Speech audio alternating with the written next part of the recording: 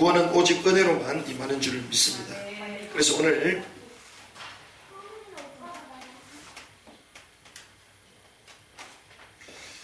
오직 은혜와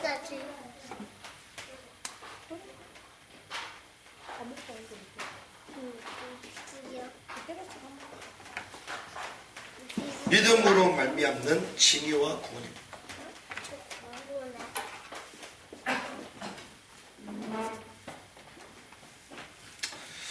우리가 종교개혁에 대한 말씀을 우리가 계속 나누고 있는데,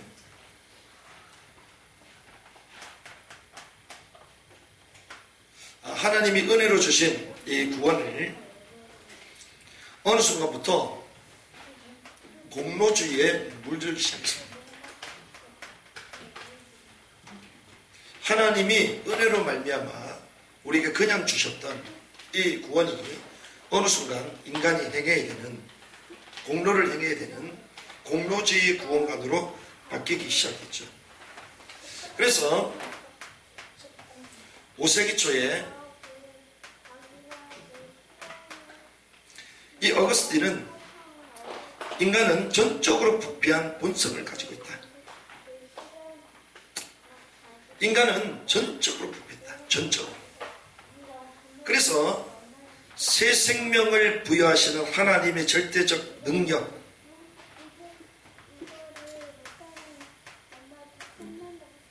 새 생명을 부어주시는 분은 하나님밖에 없다는 것이죠. 마치 인간을 흙으로 창조하시고 그 코에 생기를 넣음으로 생명이 되고 인간이 됐던 것처럼 인간은 전적으로 타락했기 때문에 새 생명을 주시는 분은 하나님이다. 그래서 새 생명을 부여하시는 하나님의 절대적인 능력, 그리고 능력을 주시겠다는 하나님의 그 은혜, 그걸 통해서만 구원받을 수 있다. 이렇게 어거스틴이 주장을 했습니다. 그런데 이 시기가 지나면서 중세 후기에 스콜라 철학은 이 공로신학을 주장하기 시작한 거예요.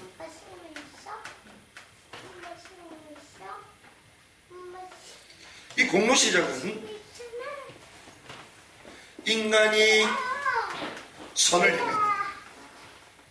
인간이 선을 행하여 공덕을 쌓음으로 구원에 이를 수 있다.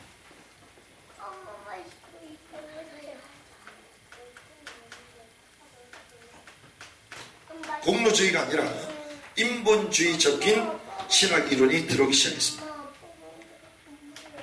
그래서 이러한 영향들이 많은 성도들에게 혼란함을 가중시킨 거죠. 이런 미신적인 비성경적인 구원관으로 인해서 성도들은 방황하기 시작했던 것입니다. 그래서 이 공덕을 쌓기 위해서 성상을 찾으러 다녔어요. 성상. 마치 여기는 우리 예수님의 12제자, 특별히 우리 사도 베드로께서 머무셨던 곳이다. 이러면서 그 현장을 찾아가기도 하고, 그리고 그가 썼던 옷이다, 입었던 옷이다, 썼던 물건들이다, 뭐 이런 것들,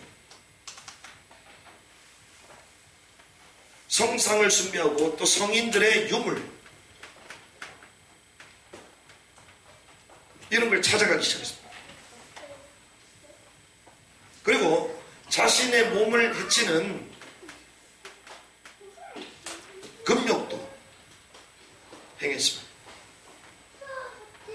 그러다 보니 이거 가지고는 우리 마음속에 찾아오는 죄책감을 이길 수가 없는 거예요. 그래서 결국 어디로 갑니까? 수도원으로 가요. 이 죄책감을 이기기 위해서 수도원으로 가지만 사실은 해결이 안 되는 거예요.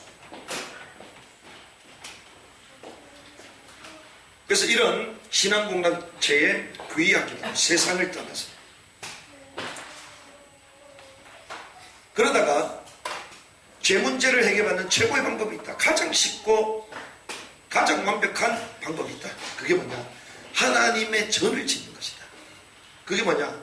베드로 대성당을 짓는 것이다. 그래서 면죄부도 받는 거예요.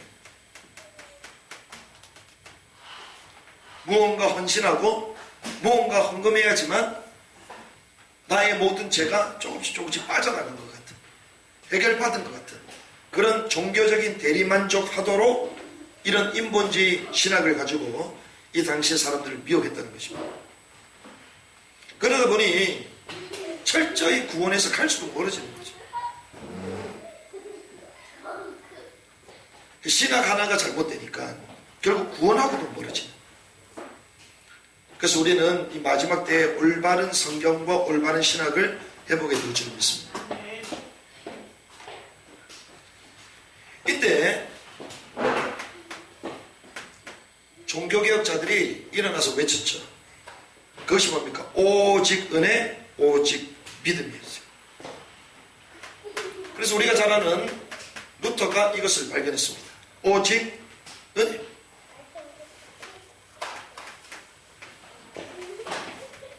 그리고 오직 믿음.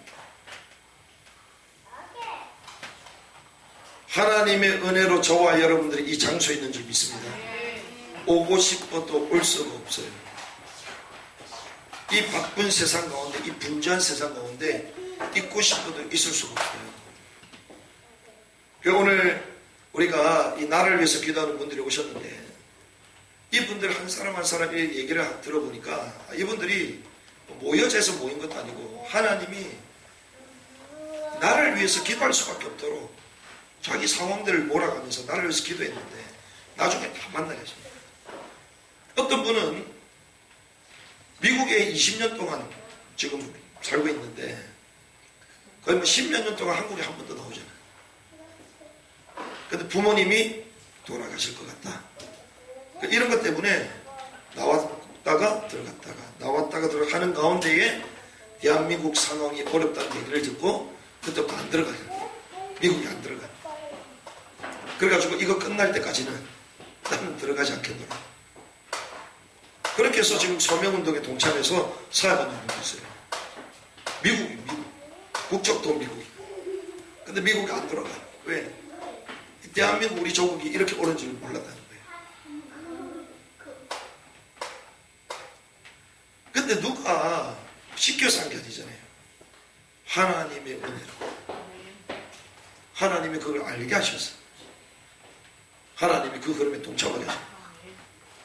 이러한 시대에 거의 뭐 1000년 동안 이런 잘못된 신학 가운데, 구원과 멀어진 신학 가운데 이 사람들은 완벽한 지옥행 열차를 타고 있었던 거예요. 이 시대에 저와 여러분들 태어났다면 어떻게 하겠습니까? 이 시대에 우리도 공로주의 가운데 고행을 해야 되고 금욕을 해야 되고 수도권 생활을 해야 되고,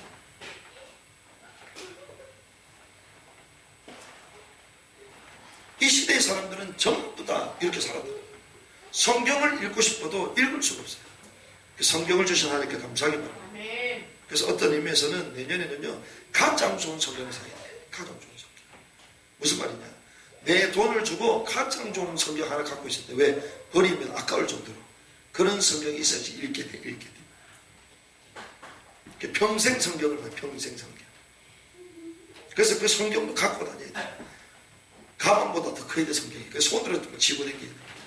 그래서 어디 가나 성경을 보고 이 하나님의 말씀을 막 너무 집중했는데 나중에 볼 때는 집 못 내렸어. 떠나가 버렸어. 그 정도가 돼야 돼. 그런 은혜가 있기를 주님 축복합니다. 성경을 읽고 기도하는데 하루가 그냥 지나가. 억지로 절하지 말고 이런 은혜가 있기를 주님 축복합니다. 이 중세 때 이 사람은 성경을 읽고 싶어도 읽을 수가 없어요. 라틴어로 되어 있으니까. 읽으려고 해도 그 소수의 1%. 그 사람 읽고도 해석을 할 수가 없어요. 근데 이때에 하나님이 루터를 통해 깨닫게 하셨습니다. 모든 사람이 어디에 갇혀 있습니까? 죄의식이라죠. 모든 사람이 이 죄의식 때문에 견딜 수 없는 자기 인생 어떻게 되나? 구원받기 위해서 몸부림치는 이 시대에서 근데 특별히 그가 읽고 있었던 로마서, 시편, 히브리서 이런 걸 통해서 이걸 알게 됐어요. 하나님의 의. 이걸 알게 됐어요. 하나님의 의. 근데 하나님의 의를 어떻게 알았다고요? 성경을 읽을 때. 성경을 읽는 은혜 있길 바랍니다. 성경을 읽을 때 하나님이 그걸 깨닫게 주셨어요. 그래서 특별히 복음서에 나타난 하나님의 의는 어떤 의냐? 이 불의한 이 죄인을 심판하시는, 죄인을 정죄하시고 심판하시는 그것이 공의가 아니다. 이게 공의잖아요. 죄인은 주님 심판하시잖아요. 그게 주님의 공의의 법이잖아요. 공의. 근데 루터는 그것이 아니라 진짜 공의는 뭐냐? 불의한 죄인을 의로우신 예수께서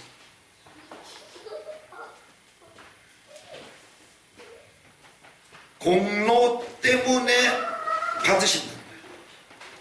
쉽게 얘기하면 의로우신 그리스도께서 이 모든 죄를 담당하셨다는 거예요.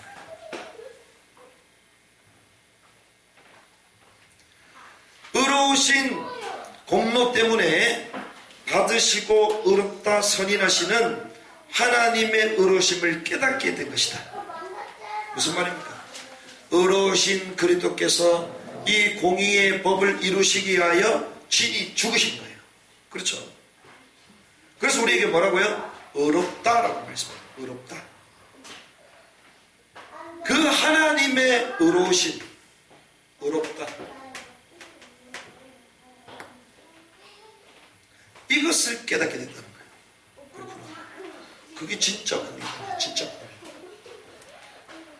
우리가 이 눈에 보이는 공의, 이 앞에 보이는 죄는 심판하신다. 이 공의만 생각하는데 더 큰 공의는 그래서 의로우신 그리스도께서 이 모든 공의를 이루시기 위하여 대신 죽으시고 우리를 의롭다 하신다. 이게 하나님의 공의라는 거예요. 이 공의가 깨달아지는 은혜길 바랍니다. 이게 더 큰 공의야. 우리가 한 달에 한 번씩 월급을 받잖아요. 그럼 우리 위에 상사가 있잖아요. 그 상사가 예전에는 봉투에다가 한 달 월급을 넣어가지고 주고 그랬잖아요. 옛날에는. 지금이야 자동이체지만. 그러면 우리가 그 상사에 대해서 감사합니다 그러잖아요. 근데 그 상사에게 진짜 감사해야 될까요? 아닙니다. 사장한테 감사드려야 돼요. 그렇죠. 무엇을 말합니까? 죄인, 불의한 죄인을 심판하시는 그 공의, 그걸 넘어 의롭다고 하시는 그 의로우신 그리스도께서 우리 모든 죄 문제를 해결하시고 의롭다고 선언하시는 그 하나님의 공의를 깨달았다. 그래서 루터는 깨달은 것입니다. 아, 그렇구나.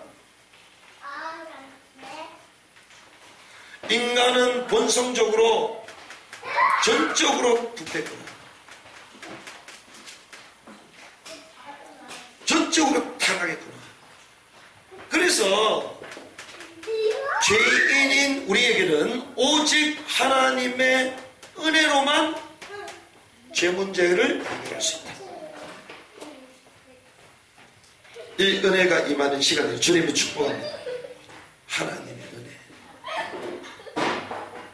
이 은혜로만이 가능하다는 거예요. 이걸 루터가 발견했습니다. 그래서 우리는 이것을 뭐라고 해야 됩니까? 이신칭의라고 합니다. 믿음으로 의롭다 하시는 이신칭. 이 교리의 핵심을 그들은 깨달은 것입니다. 자, 이신칭의는 하나님의 은혜로운 조치라고 불렀습니다.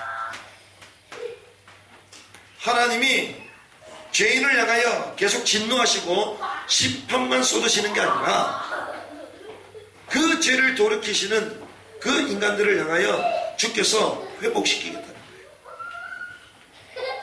그 하나님의 은혜가 있었기 때문에 그러한 일을 행하시는 거죠. 그래서 은혜로운 조치, 하나님의 은혜로운 조치. 여기에 대해서 하나님은 우리에게 은혜로운 조치를 대하시는데 인간은요, 여기에 대해서 응답해야 되잖아요. 여기에 대해서 어떻게 응답하는가에 따라 인간의 운명이 달라집니다. 그렇습니다. 하나님은 언제든지 우리에게 선하시고 좋으시며 은혜로운 조치를 행하시는 분인 줄 믿습니다. 은혜를 행하세요. 그런데 우리는 어떻게 반응할 거냐? 여기에 대해서 운명이 달라진다.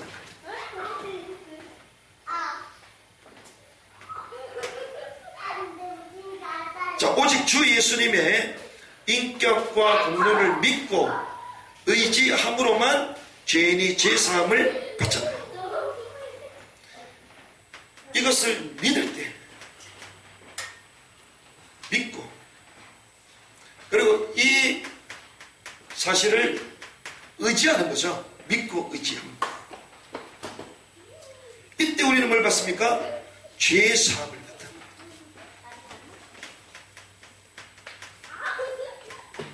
죄사함을 받으면 우리는 어떻게 됩니까? 하나님 앞에 의롭다라고 칭함을 합니다.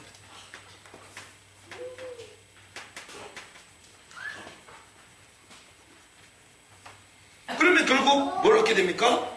구원을 얻는 거죠. 중세 1000년 동안 구원에 대해서 갈급했습니다. 갈등했고 어떻게 하면 구원받는 몸부림을 쳤다.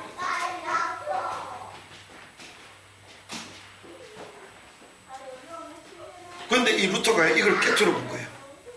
와, 이게 하나님의 진짜 공인데, 하나님의 의로운 공. 우리는 계속 심판만 생각하잖아요. 노아 시대 네피림의 저주가 홍수재앙으로 터지는데 그때 공의의 하나님께서 심판하신다. 그런데 하나님은 뭘 만드셨어요? 방주를 만드셨어요. 이게 뭡니까? 의로운 공의야. 그렇죠? 그래서 대한민국 무너지지 않습니다. 하나님의 의로운 공의가 이 민족 가운데 있습니다. 그래서 오늘 뭐 공수처법 통과됐다고 괜찮아요. 왜? 그래야지 더 깨닫거든. 진짜 하나님의 공의를 의지할 사람들이 뛰쳐나오거든. 그게 들리는 얘기가 매일 밤이죠. 이제 최종적으로 정광훈 목사님이 뭐 구속이 되나 안 되나 막 이 얘기 나오잖아요. 만약에 정광훈 목사가 구속이 되면 김준호 목사가 내가 나서겠다 뭐 이런 얘기도 나오고, 모르겠습니다. 나서도 사람들이 좋아할지. 그리고 뭐 펜앤마이크 뭐 정규적 집회 나도 나서겠다, 광장에 나가겠다. 진작 나오지. 한국교회연합, 종교, 한국교회를 핍박하는 거다, 종교의 핍박이다. 처음부터 그렇게 얘기하지. 처음에는 엄청 욕했거든요. 근데 이제 사람들이 이 대리만족이라는 게 있거든. 근데 겉으로는 막 싫으면 이게 한국 사람 정서야. 막 남 잘 되는 꼴을 못 봐. 남 막 인기를 얻고 막 여론이 그쪽으로 쏠리면요 왠지 막 기분이 안 좋아. 근데 웬일입니까? 그 보호막이 된 이런 사람들이 사라지면 이제 자기 차례거든.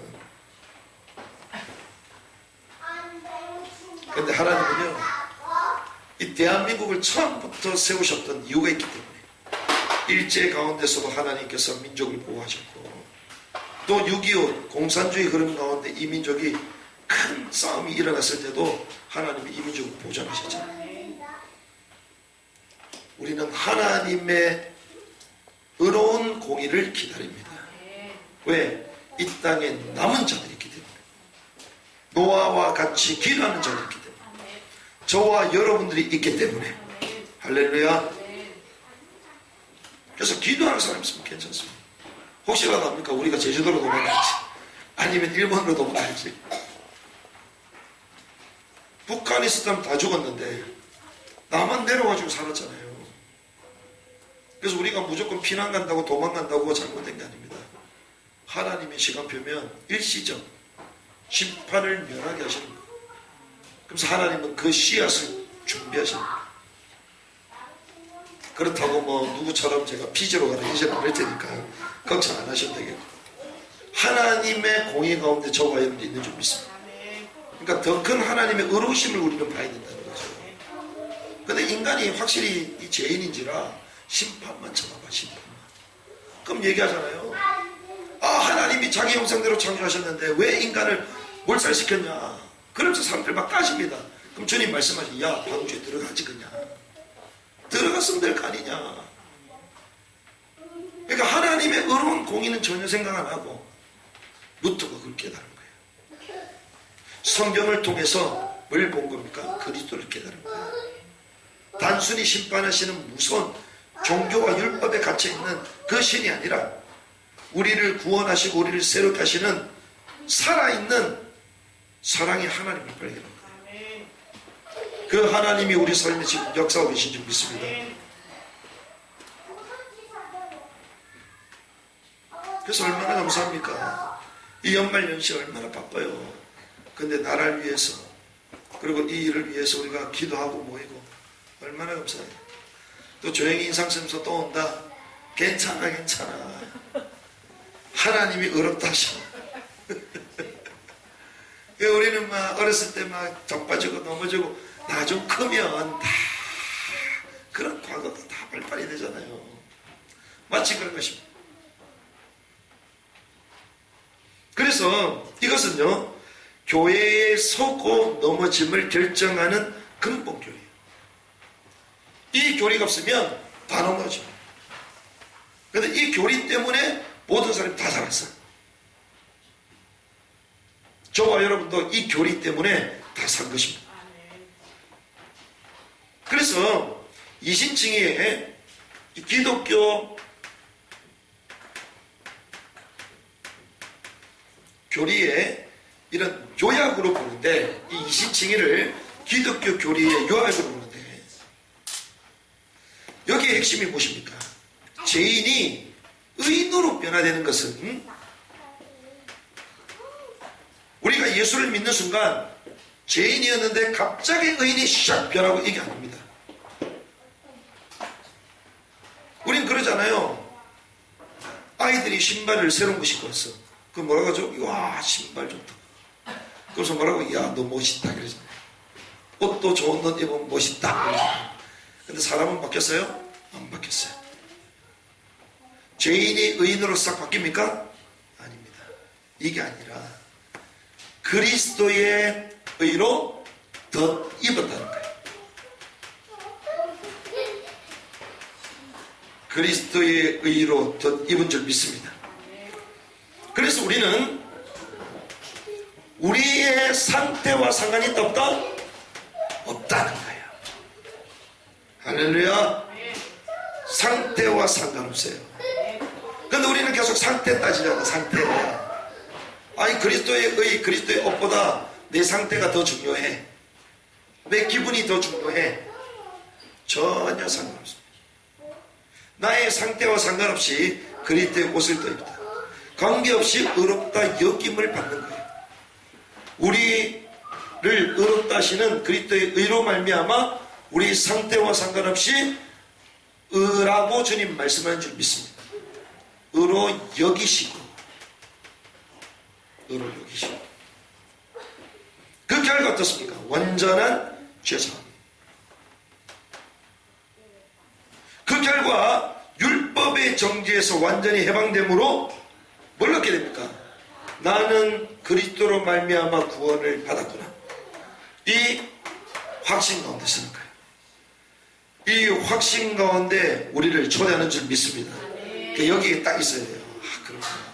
나는 구원받은 하나님의 자녀구나. 여기서 딱 확신이 생기는 거예요. 그래서 이 의라고 하는 것은, 이 자신의 의는 내부적인 것이 아니라 외부적인 거예요. 이 의가 외부에서 오는 것입니다. 모든 종교는 뭡니까? 내 스스로 내부에서 해결하려고 그러잖아요. 그게 종교생활이에요. 여러분의 문제를 가지고 막 내부적으로 막 실험하잖아요. 그게 종교생활. 우리는 뭡니까? 외부에서 오는 거예요. 하나님의 은혜가 우리를 덮는 것입니다. 성령으로 우리는 세례를 받는 거예요. 그 은혜가 임하기를 주님의 축복합니다. 그래서 우리는 이제는 기상천외한 시대가 열려. 그래서 저도 얘기를 듣고 매일 우리가 집중훈련하고 이제는 송구영신 예배하고 이렇게 마무리하려고 했는데 그렇게 하면 안 되겠어요. 왜? 광화문에서 송구영신 예배를 드린다. 밤 11시에. 그것도 광화문 밖에서. 제가 보면서 이거는 대한민국 최초다. 대한민국 최초. 한국교회 전체가 광화문에 와가지고 송구영신 예배를 드린다. 성령 세례가 임할 줄 믿습니다. 그래서 이 한 해를 시작하면서 올해를 보내고 한 해를 시작할 때 우리 모든 가족들이 성령 세례를 받자. 지금 성령께서 수면 위에 임하고 계십니다. 이 대한민국을 주님 운행하고 계시죠. 그 흐름 가운데 우리가 함께 동참하는 것입니다. 그래서 마가의 다락방, 그 당시에 있던 사람하고 없으면 다르겠죠. 그래서 송구영신 예배를 조금 앞당겨서 우리 자체로 진행을 하고, 모르겠습니다. 거기는 뭐 성만찬을 할지 모르겠는데 우리는 자체적으로 성만찬을 하고 우리 오래 주셨던 말씀들을 나누고 하나님 은혜에 감사하고 우리 이렇게 송구영신 마무리할 건데, 그 끝나자마자 이제는 탁 타가지고 우리 다 강원으로 가는 거예요. 가서 이제는 신년을 이 나라를 위해서 기도하면서 일어나는 것입니다. 얼마나 감사합니까? 이 하나님의 은혜는요, 우리 내부가 아니라 외부에서.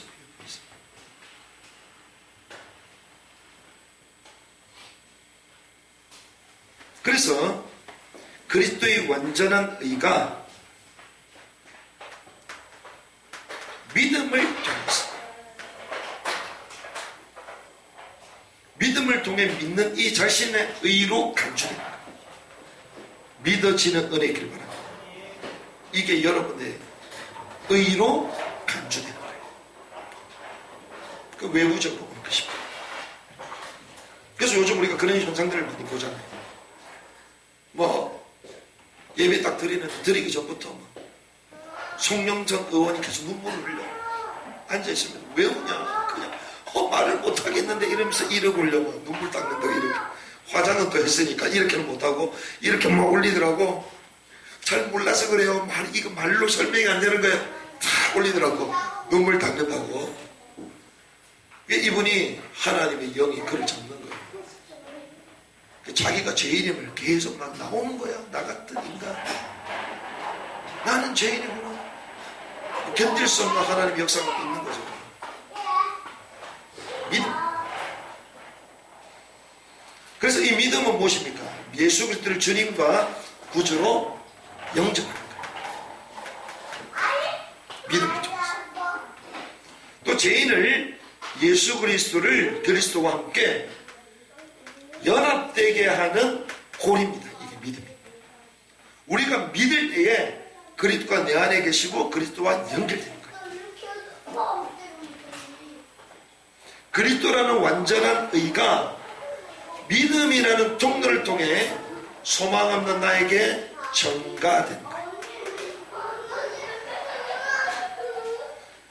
내가 믿었기 때문이가 아니라, 믿음은 사실상 전적으로 수동적인 것입니다. 무슨 말이냐? 내가 믿었다 이게 아니고 그 믿게 하시는 외부적인 힘이 있다는 거예요. 그러니까 우리는 수동적으로 믿는 거예요. 그 말은 주께서 우리에게 믿음을 주신다. 여러분들이 간구하시기를 바랍니다. 나는 단 한 번도 믿음을 위해서 기도 안 했는데요. 다른 사람이 기도했어요. 내 주변에 예수 믿는 사람 아무도 없는데요. 다른 민족이 우리를 위해서 기도했어요. 그래서 남은 민족을 위해 기도해야 될 줄 믿습니다. 저 아이들을 위해서도 기도해야 돼. 믿음이 강해지는.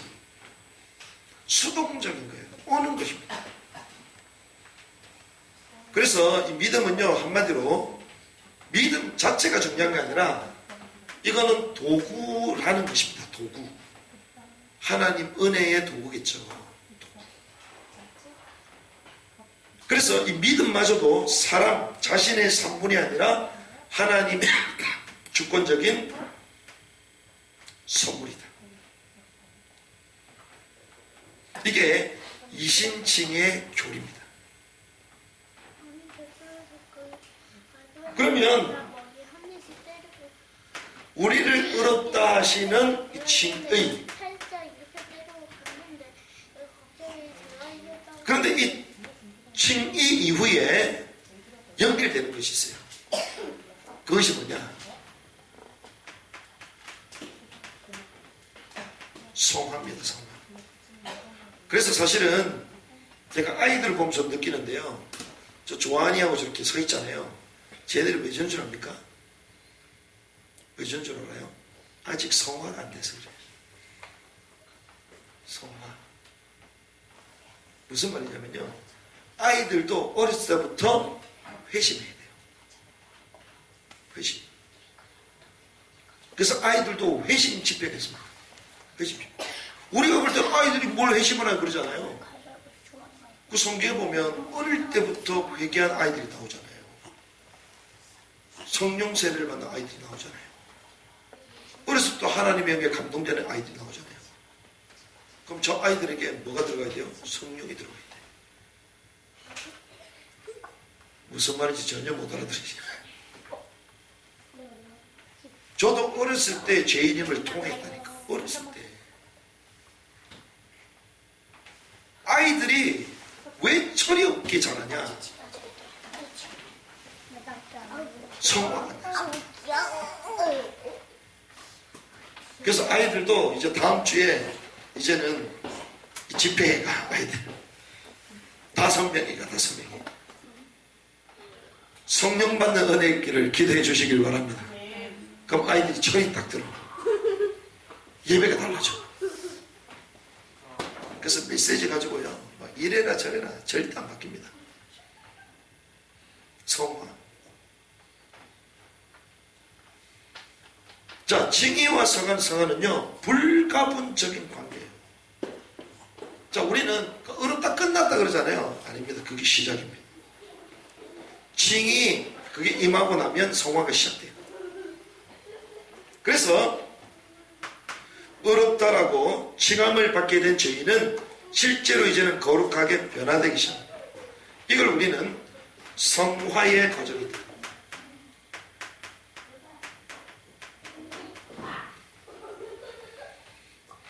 자, 즉 이 칭이라는 것은 즉각적으로 오는 것입니다. 우리가 예수 그리스도 영접할 때 믿음이 즉각적으로 오잖아요. 가만히 있는데 갑자기 믿어져 진짜 믿어지네, 이게 아니잖아요. 시간이 지날수록 더 크게 믿어지고, 이게 아니잖아요. 그냥 하나님의 은혜로 딱 믿어지는 거예요. 즉각적인. 하지만 이 칭의는 즉각적인 동시에 성화의 출발점이다. 그래서 루터, 칼빈 전부 다 성화의 교리를 강조했습니다. 그 말은 선한 열매를 맺게 된다.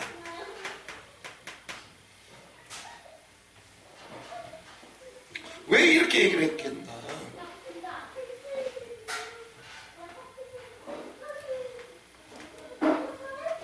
왜 개혁자들이 이런 얘기를 했는가? 야고보서 2장 26절에 이렇게 나오고 있습니다. 같이 한번 찾아볼까요? 히브리서 다음에 있는 야고보서 2장 26절.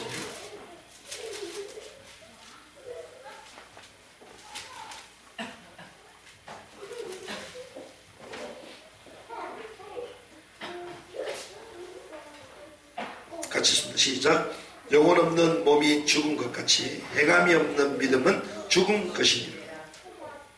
자, 행함이 없는 믿음은 곧 죽은 것이다, 이렇게 말하죠. 그래서 믿음은 반드시 뭘 전제한다고요? 행함을 전제.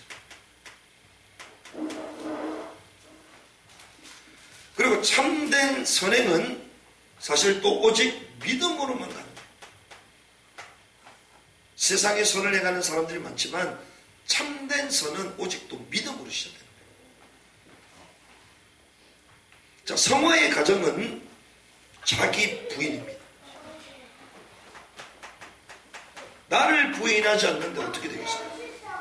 오늘 우리가 구국 모임 일을 하는 가운데 여기 처음으로 시작하니까 전체 사회 진행을 저한테 달아하더라고요. 그래가지고 일단은 뭐 메시지도 하고 했는데 그 얘기를 했습니다. 말씀은 뭐가 있습니까? 말씀이라는 건 주체가 있어요. 주체. 그렇죠. 아무도 없는데, 실체가 없는데 말씀이 나옵니까? 아니죠. 지금 요게 말씀이잖아요. 누가 했죠? 죄가 한 거예요. 그렇죠. 자, 성경에 말씀들이 있습니다. 그럼 누가 했어요? 하나님이 한 거잖아요. 그렇죠.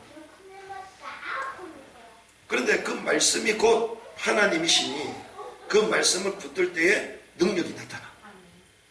그래서 한 시대를 바꿨던 사람들은 특별히 보면 말씀을 붙잡았어. 지금 우리가 이 나라를 위해서 기도하고 악의 정권을 대해서 우리가 목소리를 높이고 그렇게 하는 이유 중에 하나는 그러한 모델을 보고 우리가 똑같이 따라하는 게 있잖아요. 그 모델이 누구냐? 본 헤퍼라는 목사입니다. 나치 정권, 히틀러에 대해서 저항했던 저항신학자로 불리는 본 헤퍼, 이 목사가 있거든요. 이 목사가 뭐라고 얘기합니까? 미친 자에게 운전대를 줄 수 없다 그러잖아. 생각을 잘 해봐라. 미친 사람이 대형 트럭을 끌고 사람들을 향해 질주하는데 누가 거기 뛰어들어가지고 저 사람 운전대를 잡을 거냐? 가만히 기도만 할 거냐? 누구라도 가가지고 그 운전대, 그래서 손을 떼도록 만들어야 되지 않냐? 이게 본헤퍼 이론이거든요. 가만히 있고 사람 다 죽어가는데 운명론처럼 가만히 있고 하나님의 주권이다. 그게 아니지 않냐? 이게 본헤퍼가 얘기한 거예요. 그런데 본헤퍼가 붙잡은 말씀이 마태복음 16장 24절 자기 부인.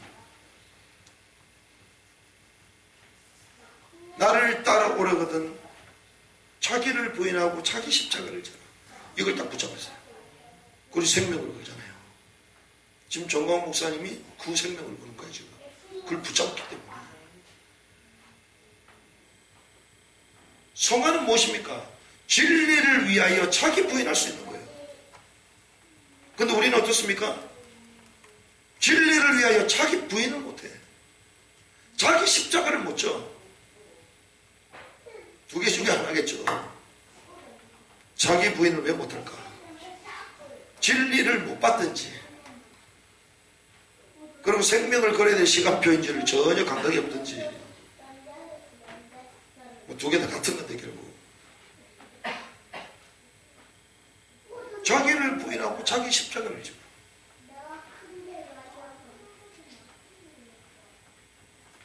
이 행함은 무엇입니까? 회개하는 거, 회개. 자, 우리에게 자기 부인이 있습니다. 회개가 있습니다. 성화의 가정은 순종입니다. 여러분들 순종이 있습니까? 기쁨으로 순종하십니까? 이게 있어야 돼요. 순종이 없어. 들이받고 싶어. 그 뭔가가 잘못 가고 있는 뭔가. 그 말씀에 순종하고 날마다 나는 죄인임을 고백하고 자기를 부인하고 하나님 은혜를 간구하는 이게 정상적인 삶이죠. 그래서 예수님은 하늘 영광을 다 버려보셨어요. 근데 우리는 전도자고 하면서 하늘 영광, 땅의 영광 다 얻으려고 그래. 다 얻으려고 그래. 보험도 한두 개가 아니고 집도 한두, 차도 한두 개가 아니야. 옷도 한두 개가 아니야. 대단하다, 대단하다. 그러면서 성경에 나오는 가장 좋은 복음적인 단어를 다 쓰잖아. 그래서 말에 소금은 안 돼. 그래서 저는 정광욱사 막 욕하는데 저는 말을 아니라 그 사람 행동을 봐요. 그 삶의 모습과 열매를 봐요. 그러니 신뢰가 되잖아요. 우리가 그 구분이 없으니 말만 보니까 다 속는 거지. 그 삶을 보라니까. 바울을 봐, 바울. 내가 전한 복음 외에 다른 복음을 전하면 천사라도 저주를 받을 거다. 신성모독이지, 신성모독. 그렇지 않나요? 천사한테 저주를 받는데 신성모독이지. 근데 바울의 삶을 보면 인정되잖아. 자기를 부인하고. 자랑할 게 많은데 자기는 자랑하지 않는다. 모든 걸 배설물로 여긴다. 근데 우린 자랑할 게 너무 많아. 그러니 우리에게 성화 과정 가운데 안 들어간 거예요. 이게 안 들어가면요, 뭐가 복음이 아닌 거예요.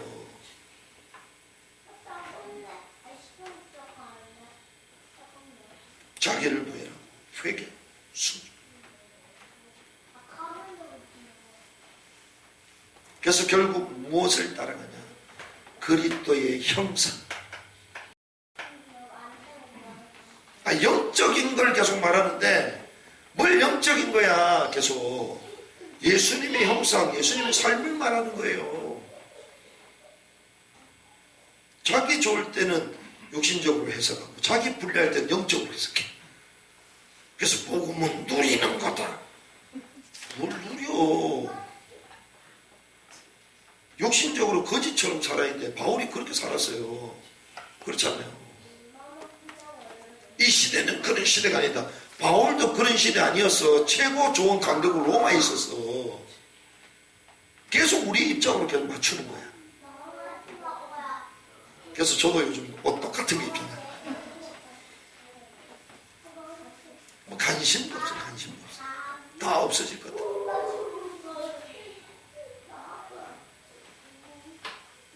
그래서요, 하나님의 은혜로 하나님은 전적 부패한 인간에게 하나님의 은혜로만 구원 주시는 이신칭의를 발견케 하셨고, 이 칭의를 넘어 이제는 성화의 단계로 인도하십니다.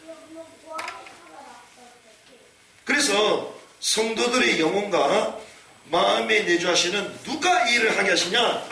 성령께서. 그래서 저와 여러분들은 성령을 의지해야 될 줄 믿습니다. 성령이 역사하도록 해야 될 줄 믿습니다. 저도 요즘 그걸 느껴요. 내 마음속, 내 영혼 속에 성령님이 막 칭찬하는 게 느껴져요. 잘한다, 잘한다, 정목사 잘한다. 정목사님 그러더만 메시지 하면서 잘한다, 잘한다, 잘한다 이런다. 잘한다. 서울시국서 그거 할 때 제 마음속에도 권사님 같이 있었잖아요. 저는 막 전율이로 그렇지. 하나님이 이 시대에 서울 고백서 딱 말하는데 철회할 때, 와, 하나님이 대한민국을 세우구나. 신학적으로 복음적으로 다시 교회들을 재편하구나. 줄을 바로 세우는 거야 지금. 근데 속으로 잘한다, 잘한다. 근데 전 목사님 그거 할 때 성령이 잘한다, 잘한다 했다더라고. 잘한다, 잘한다. 그 성령이 내 성령하고 같은 성령이에요. 저는 요즘 느낀다고. 잘한다, 잘한다. 그래서 우리는요, 제2의 종교개혁, 제2의 건국, 제2의 종교개혁, 우리는 제2의 설립이야. 할렐루야. 그래서 설립 멤버 전부 다 재조정하는 거예요. 하나님이 이렇게 합니다. 그래서 주님이 잘한다, 잘한다. 그래서 우리 모든 틀을 벗어버리는 은혜길 바랍니다. 이 흐름으로 싹 들어가야 돼요. 이런 사람 한 명만 있어도 끝나는 거야. 그렇잖아요. 하나님이 죽었어요. 하나님이 없어?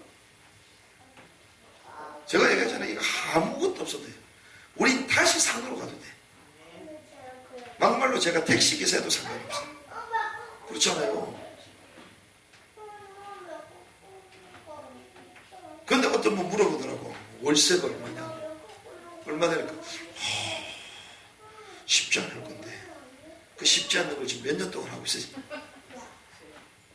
하나님이 인도하시는 거예요. 이제는 나라를 위해서 기도하는 팀이 이제 여기 있어요. 처음에는 못 와가지고 어디인지 모르겠다고 도대체 교회를 왜 이랬네 나더니 이러더니 나중에 밥 먹고 이러니 와 맛있다 맛있다. 나중에는 가면서 야 여기 참 모임하기 좋다 좋다. 우리는요 오히려 숨어 오라고 강구도 안 해. 그게 진짜 오지 진짜. 그래서 하나님이요 칭이 그 이후부터 이제는 성화의 단계가 시작됩니다. 그래서 우리는 이제 조심해야 될 것이 있습니다. 그 두 가지인데요. 그것이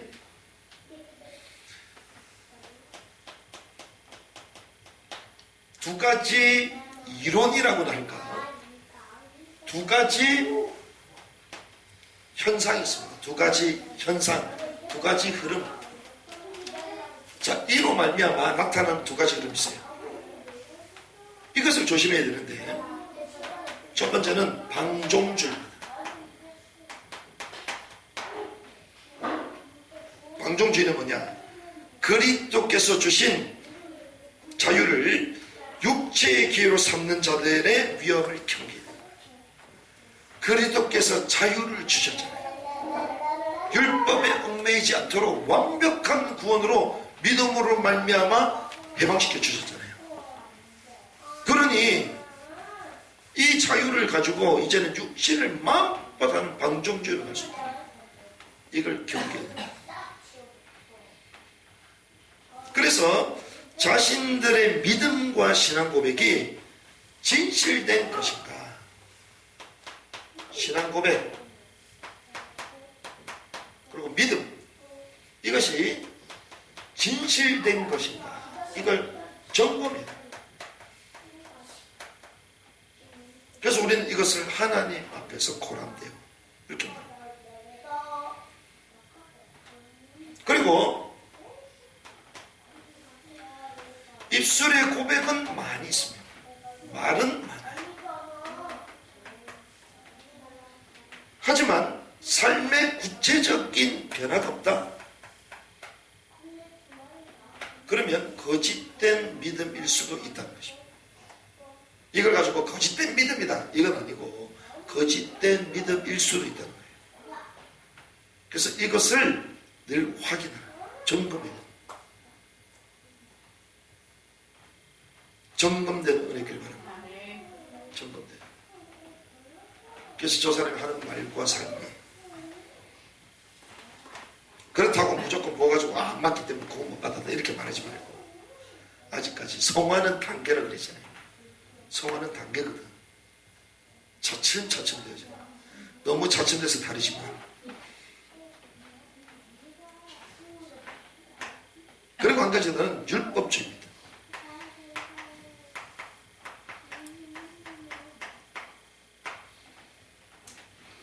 율법주의를 경계해야 돼요. 이것은 성화와 행위의 열매를 지나치게 강조해서 오히려 선행을 구원의 조건으로 삼는다. 선행을 구원 조건으로 삼는다. 이러면 이게 율법적으로 딱 들어가는 거예요. 그래서 네 꼬라지를 봐라. 구원 못 받을 수도 있다. 구원 못 받았다. 그건 하나님 아시겠죠?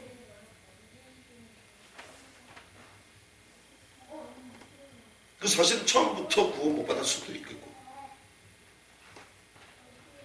아니면 하나님이 처음에는 구원하셨지만 나중에는 육신을 사단에게 다 내어주고 영만 구원하는 부끄러운 구원 이럴 수도 있는 거예요.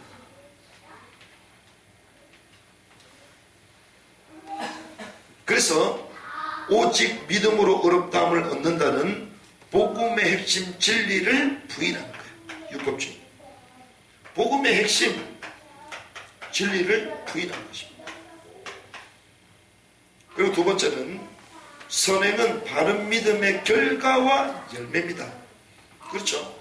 구원의 조건은 아니라니까. 열매이지 조건은 아니라.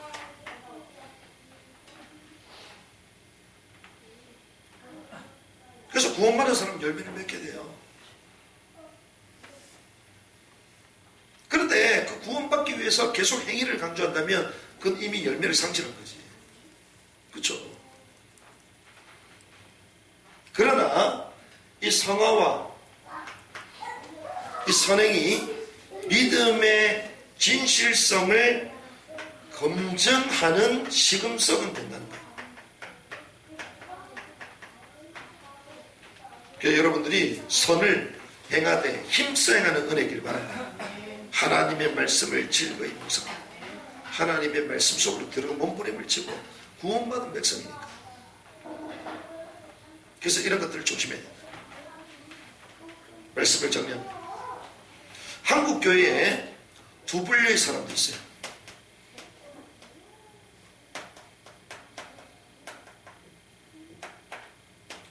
우리가 아까 말한 것처럼 구원파적인 방종주의에 물든 사람이 있습니다. 이게 구원파적인 방종주의거든. 쉽게 가면 구원받은 날, 일, 장소 이런 거 그걸 영적 기도 그 따라하고 이걸 다 구원받았기 때문에 이미 마음껏 살아야 된다. 이렇게 말한다. 근데 성경은 이렇게 갑니다. 야고보서 2장 17절. 이와 같이 행함이 없는 믿음은 그 자체가 죽은 것이다.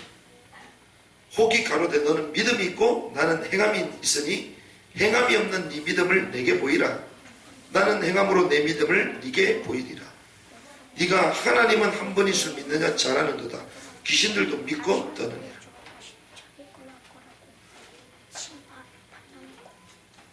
우리가요 믿음이 있다 하면서 행하지 않고 불법을 행한다? 귀신들도 웃는다는 거예요. 네 구원받았다? 귀신이 웃는 거예요. 그런데 이 믿음을 가지고 있는 사람이 진정 선행을 행하고 행한 가운데 그 믿음이 보존된 사람은 귀신도 믿고 떤다는 거예요. 그럼 이게 단순한 행함을 말하는 게 아니잖아요. 그 행함에 뭐가 들어있는 거예요? 믿음이 들어있는 거예요. 그렇죠? 그러니 뭐가 나타납니까? 능력이 나타납니다. 그래서 잘 생각해 보라니까요. 우리가 볼 때는 별거 아닌 것 같은데 뭐 메시지도 잘 없어. 근데 초창기 때 그리고 뭐 이런 믿음의 선진들 이런 책을 읽어보면 구제, 봉사 뭐 이런 것들을 행하는데 뭐가 일어나요? 기적이 일어나. 치유가 일어나. 왜 그러죠? 믿음 자체가 그 행함으로 말미암아 표현되는 거죠. 이게 무서운 거예요. 긍휼의 마음과 그 하나님의 마음 정신을 가지고 사랑하고 실천하는데 치유됩니다. 우리는 뭐 이것저것 방법을 다 하는데 치유가 안 되죠. 그래서 성경은 이걸 말하는 거예요. 디도서 2장 10절.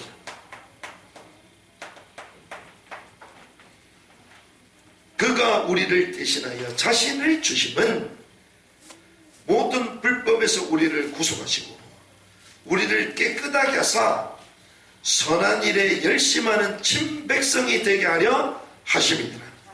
아멘. 디도서 2장 14절 같이 한번 읽어보면 좋겠습니다.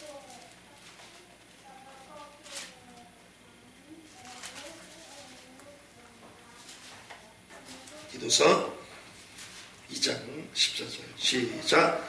그가 우리를 대신하여 자신을 주심은 모든 불법에서 우리를 구속하시고 우리를 깨끗하게 하사 선한 일에 열심하는 친백성이 되게 하려 하십니다.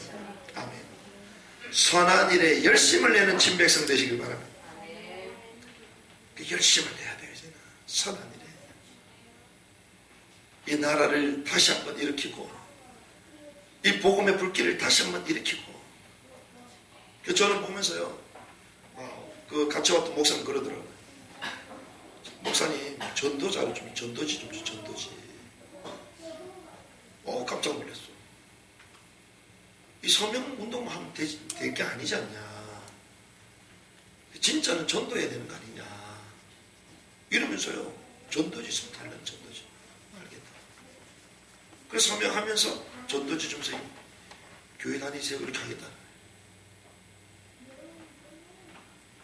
오직 각인 뿌리 체질 전도자의 삶 62가지 외치는 우리 동무보다 훨씬 낫다.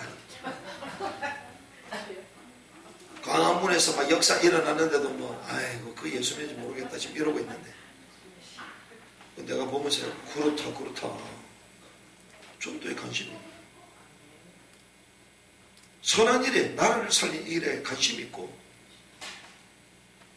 자기 집으로 돌아가지도 않고 캐리 끌고 다니면서 여기서 그 사역을 해. 선한 일에 열심을 해. 선한 일에 열심 낸 은혜의 길 바랍니다. 이게 우리 삶이 돼요.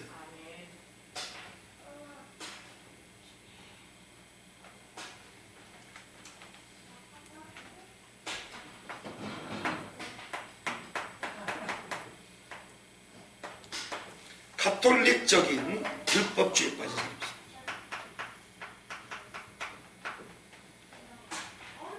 이 사람은 한마디로 평생 죄의식관에 빠져 있습니다.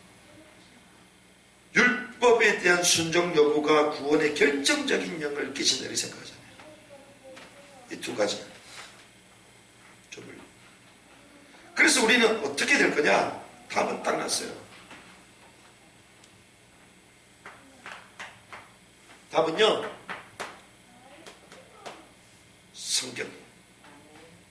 성경에 매진해야 될 줄 믿습니다.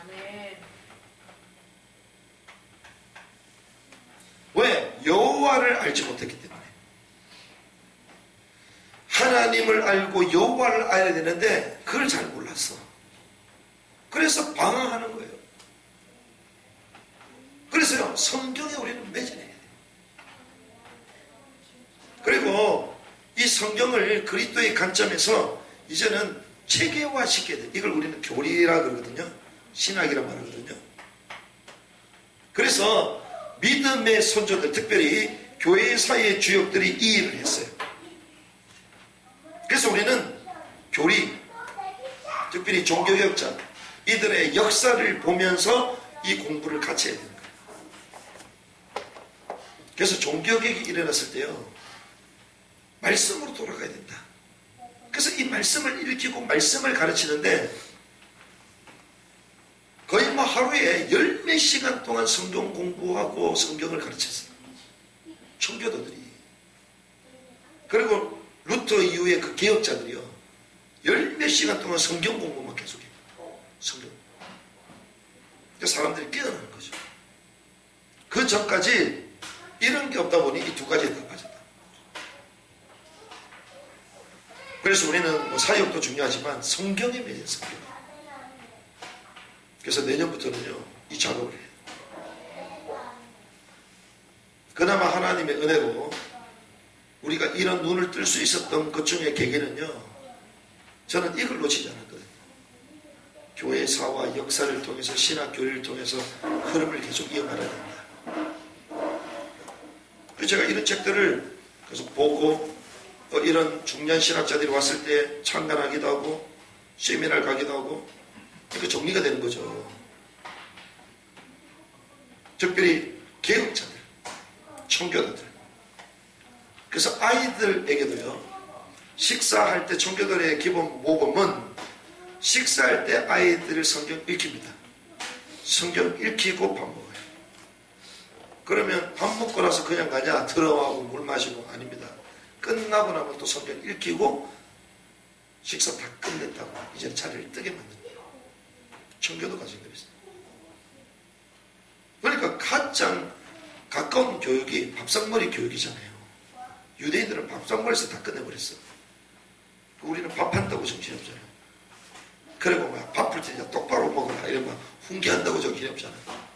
국물 흘리고 그러면 야, 왜 이런 옷에다가 또 흘리고 난리가 났냐. 이렇게 시작하다 우리는. 그게 관심이다.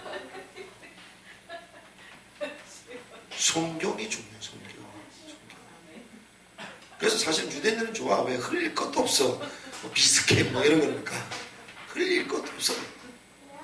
그래서 우리는 때로는 좀 간식 좀 간단하게 해야 돼. 간단하게. 너무 먹는데 뭐 오리 사가지고 뭐 삼계탕 쭉 뜯어먹고 뭐 성경 놔둘 데가 어디 있어. 그래서요, 이런 것들을 어렸을 때부터 가정에서 계속 내려준다. 우리는 바이블 타임 하잖아요. 스티커 붙여주고. 그 어느 목사님한테 전달했더니 아 이거 좋다고. 내가 매달마다 줄 테니까 왜 우리 교회 성도들 안 본다. 스티커 내가 붙여주고 스티커 붙여가 애들 돈 주고 해라고 안 된다고. 이렇게 성경. 그럼 이것만 끝이냐? 아닙니다. 개혁자들이요 성경 매진하고 연구하고 이래서 교리는 살려놨더니 뭐가 사라졌다? 성교가 사라졌다. 전도가 사라졌다.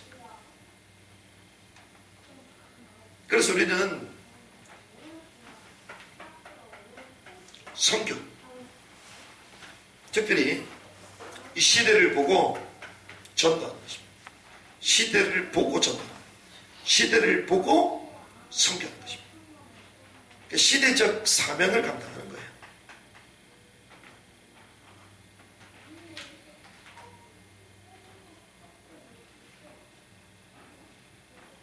그래서 우리는요 방종주의에게도 빠질 시간이 있도록, 시간이 많아서 방종주의 빠지는 거거든. 시간이 많아가지고 돈이 너무 많아가지고 방종주의 빠지는 거거든.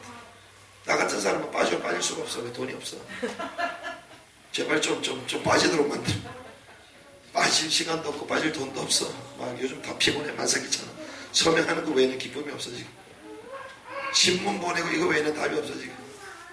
그러니까 시대적인 요청 여기에 막 우리는. 그리고 성경이 매진하고. 그래서 여기서 주셨던 하나님의 깨달음과 이걸 가지고요 이제는 또 전도하고 선교하고 여기에 거침없이 달려가는 것입니다. 하나님의 구원 은혜로 우리에게 믿음으로 말미암아 주어진 줄 믿습니다.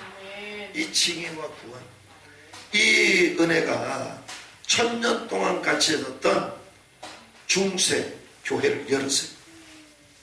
우리가 이걸 깨달을 때에 우리의 막혔던 우리 신앙이 다 열리게 될 줄 믿습니다.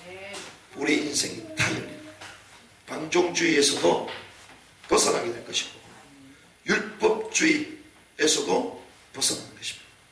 이 은혜의 길을 주님으로 축복합니다.